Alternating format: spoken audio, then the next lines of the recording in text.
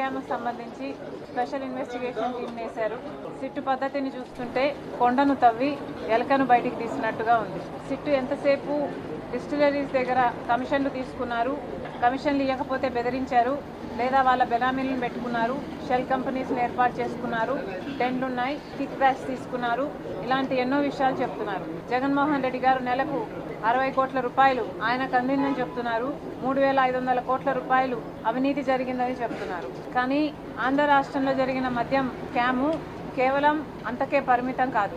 ఆంధ్ర రాష్ట్రంలో మద్యం స్కామ్ జరిగింది. అది డిస్టిలరీస్ మ్యానుఫ్యాక్చరింగ్ దగ్గర నుంచి ఆఖరి కన్జ్యూమర్ సేల్స్ వరకు కూడా ఈ అవినీతి జరిగింది అన్నది చాలా స్పష్టంగా అర్థమవుతుంది. ఎందుకంటే అసలు ఎక్కడా లేని విధంగా, ప్రపంచంలో ఎక్కడా లేని విధంగా ఈ డిజిటల్ యుగంలో కూడా ఓన్లీ క్యాష్ పద్ధతుల్లో అమ్మకాలు జరిపింది కేవలం ఒక్క ఆంధ్ర రాష్ట్రంలో మాత్రమే అనుకుంటా. ఇంత బ్లాక్ మనీ ఉండకూడదు, వైట్ మనీలోనే అన్ని ట్రాన్సాక్షన్స్ జరగాలి అని ఇంత ఎక్కువగా ప్రాపగేట్ చేస్తున్న ఈ యుగంలో కూడా డిజిటల్ పేమెంట్స్ వీల్లేదు, డెబిట్ కార్డులు, క్రెడిట్ కార్డులు, పేటిఎంలు లాంటివి వీల్లేదు, ఓన్లీ క్యాష్ పద్ధతుల్లోనే మద్యం అమ్ముతాము అని ఒక ప్రభుత్వమే దీన్ని ఎంకరేజ్ చేసింది అంటే ఇది ప్రపంచంలో ఎక్కడా జరగదు. కాబట్టి ఇది ఒక ఆర్థిక నేరం. ఇది అంతకంటే పెద్ద నేరం. 3,500 కోట్ల రూపాయలు కమిషన్లు తీసుకున్నారు అని మీరు చెప్తున్నారు.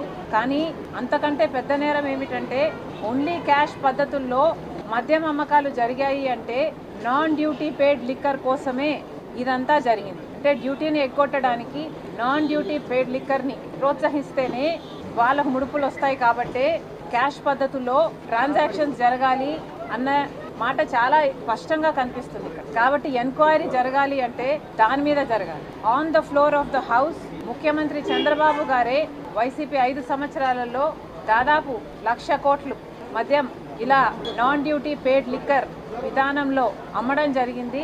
కేవలం 614 కోట్ల రూపాయలు మాత్రమే డిజిటల్ పేమెంట్స్ రూపంలో చేశారు.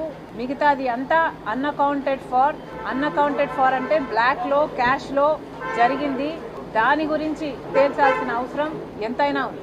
ఎందుకంటే కేవలం చంద్రబాబు గారి ప్రకారం అయితే కేవలం 0.62% అంటే 1% కంటే కూడా తక్కువ ఇలా డిజిటల్ పేమెంట్స్లో రూపంలో ప్రభుత్వానికి తెలిసి జరిగింది. మిగతాది అంతా అన్అఫీషియల్గా జరిగింది అంటే అది అంతకంటే పెద్ద నేరం. అంతేకాదు 5 సంవత్సరాలలో వైసీపీ అధికారంలో ఉంది. ట్రస్టెడ్ లిక్కర్ బ్రాండ్స్కి ఏవి కూడా అసలు వాటికి అనుమతులు లేకుండా కొత్తవి, చీప్వి, లో క్వాలిటీ ఉన్నవి లేదా హార్మ్ఫుల్గా ఉన్నవి ఈ బ్రాండ్లని ఎందుకు ప్రోత్సహించారు? ఇది చాలా అన్ఎథికల్గా జరిగింది. కాబట్టి ఎంతోమంది దాదాపు లక్షల్లో ఉంటారో లేకపోతే కోట్లలో ఉంటారో ఇంతమంది హెల్త్కు సంబంధించిన విషయం. ఆ 5 సంవత్సరాలలోనే దాదాపు 30 లక్షల మందికి కిడ్నీ, లివర్ ప్రాబ్లమ్స్ వచ్చాయన్నారు. 30,000 మంది ఈ హార్మ్ఫుల్ లిక్కర్ వల్ల చనిపోయారన్నారు. అంతేకాదు 900% న్యూరోలాజికల్ వీక్నెసెస్ కేసుల్లో ఇంక్రీజ్ని చూసామన్నారు. ఇలాంటి 1 కాదు 2 కాదు ఎన్నో రకాలుగా ట్రస్టెడ్ లిక్కర్ బ్రాండ్స్ని అనుమతించకపోగా చీప్ లిక్కర్ని, లో గ్రేడ్ లిక్కర్ని, హార్మ్ఫుల్ లిక్కర్ని మాత్రమే సరఫరా చేయడంతో లక్షల్లో, కోట్లలో ఇది ఎఫెక్ట్ అయింది. అంత జనాభాకి ఇది ఎఫెక్ట్ అయింది. కాబట్టి ఎంక్వైరీ జరగాలి అంటే దాని మీద కూడా జరగాలి. వీటికి అన్నిటికీ ఎవరు బాధ్యులు? సమాధానాలు ప్రజల ముందు పెట్టాలి. అందుకే చెప్తున్నాము, సిట్ అయినా చంద్రబాబు గారైనా వీటికి కూడా సమాధానాలు వెతకాల్సిన అవసరం ఉంది. మీరు డిస్టిలరీస్ దగ్గర మొదలు పెట్టారు, బాగానే ఉంది. కానీ ఈ నాన్ డ్యూటీ పేడ్ లిక్కర్ ఎంత అమ్మారు? వాటి సంగతి ఏమిటి? అసలు క్యాష్ పద్ధతుల్లో ఇలా అమ్మకాలు జరిగాయి అంటేనే దాంట్లో అవినీతి ఉంది. ఆ అవినీతిని కూడా తేల్చాల్సిన అవసరం ఉంది. అంతేకాదు ట్రస్టెడ్ లిక్కర్ బ్రాండ్స్ని కాకుండా లో గ్రేడ్ లిక్కర్ బ్రాండ్స్ని, హార్మ్ఫుల్ లిక్కర్ బ్రాండ్స్ని ఎందుకు ప్రోత్సహించారు? దాని మీద కూడా ఎంక్వైరీ జరగాల్సిన అవసరం. జగన్మోహన్ రెడ్డి గారిని కూడా అడుగుతున్నాము. జగన్మోహన్ రెడ్డి గారు కూడా సమాధానం చెప్పాల్సిన అవసరం ఉంది. జగన్మోహన్ రెడ్డి గారు, అసెంబ్లీ జరుగుతుంది, on the floor of the house మీరు వెళ్ళి లిక్కర్ విషయంలో ఎందుకు మీ నిర్ణయాలు ఇలా ఉన్నాయో ప్రజలకు సమాధానం చెప్పాల్సిన బాధ్యత మీకు ఎంతైనా ఉంది. జగన్మోహన్ రెడ్డి గారిని మళ్ళీ చెప్తున్నాం, జగన్మోహన్ రెడ్డి గారు ఓన్లీ క్యాష్ పద్ధతుల్లో ఎందుకు లిక్కర్ అమ్మకాలని అలౌ చేశారు? డిజిటల్ పేమెంట్స్ లేకుండా ఓన్లీ క్యాష్ పద్ధతుల్లో నాన్ డ్యూటీ పేడ్ లిక్కర్ కోసం కాకపోతే మీరు ఓన్లీ క్యాష్ పద్ధతుల్లో ఎందుకు అనుమతించారో జగన్మోహన్ రెడ్డి గారు సమాధానం చెప్పాలి.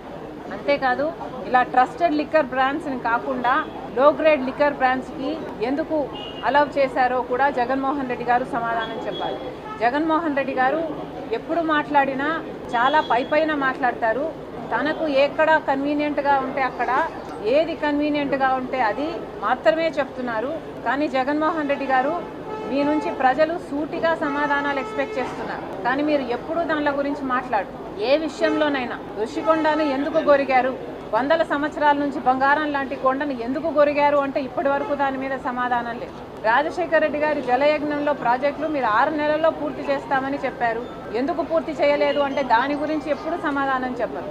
ఏ విషయమైనా సూటిగా సమాధానం చెప్పరు. అసలు వివేకానంద రెడ్డి గారి హత్య కేసులో అంత రక్తపు మడుగులు, అంత నరికి అక్కడ ఓ మనిషి పడుంటే సాక్షి దాన్ని హార్ట్ అటాక్గా ఎందుకు చెప్పిందో ఇప్పటి వరకు జగన్మోహన్ రెడ్డి గారు సమాధానం చెప్పరు. అలా సమాధానం చెప్పాల్సిన పాయింట్ను అవాయిడ్ చేసి చుట్టూతా మాట్లాడడం జగన్మోహన్ రెడ్డి గారికి అలవాటు. ఇప్పుడు మళ్ళీ చెప్తున్నాం, ఇప్పుడు సమాధానాలు కోరుకుంటున్న జనాలు రెండే విషయాల మీద మీరు సమాధానం చెప్పాల్సిన పాయింట్లు.